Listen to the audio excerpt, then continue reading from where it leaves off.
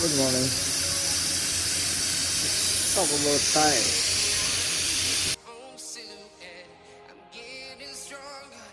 In this mining site, we use Goodyear tires.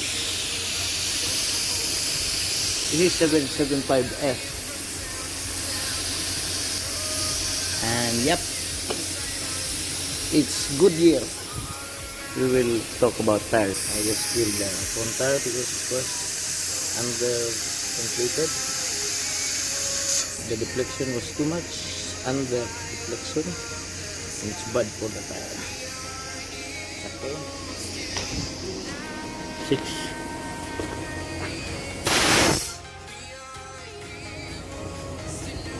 Tire is a vital piece of equipment, especially in earth moving, load and haul operation.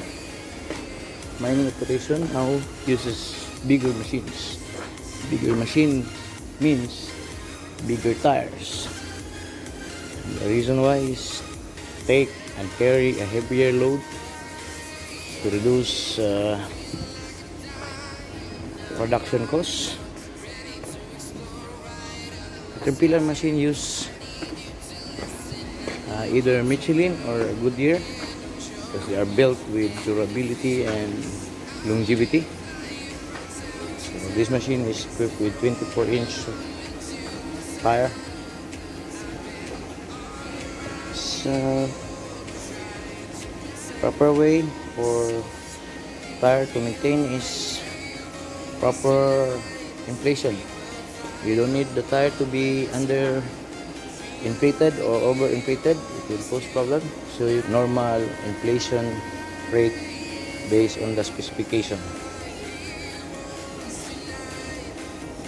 Under inflation, then your tire deflection rate will change and it will cause you so many problems like this.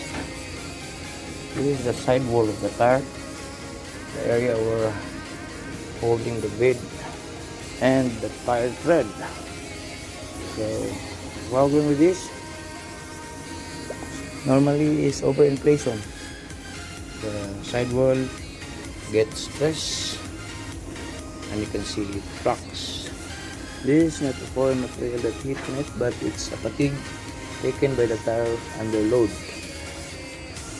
When the tire is inflated too much, the deflection was too small, so there's a fatigue happening in the sidewall and it will cause the sidewall to crack. Proper maintenance of tire is essential because this piece of equipment is the reason why the machine rolls and the machine moves. Like this, there's a leakage in the final drive and the brake group. You can see tire needs to be free from oil and grease because rubber material will get damaged prematurely in the presence of oil and grease. Now we're going to inspect like this. A large stone inside the tire tread is very bad. We're gonna remove it. Here it's getting cracked. I suspect there's a stone that stuck lodged in the middle of the two tires. Must be removed. Here is the tire rating. This is 24-inch and there's a code RM. This stands for rock mining. Dash 4 is the build quality, I think. This B stands for speed, the rating of the speed. Yeah, it's made in Luxembourg. It's a pretty strong tire. See, this is a tire tread. Now this tire tread is worn out, but still the tire can produce money. The company still hold this tire in operation as long as it's maintained. The moment you underinflate the tire or you overinflate the tire, then all the problem will arise.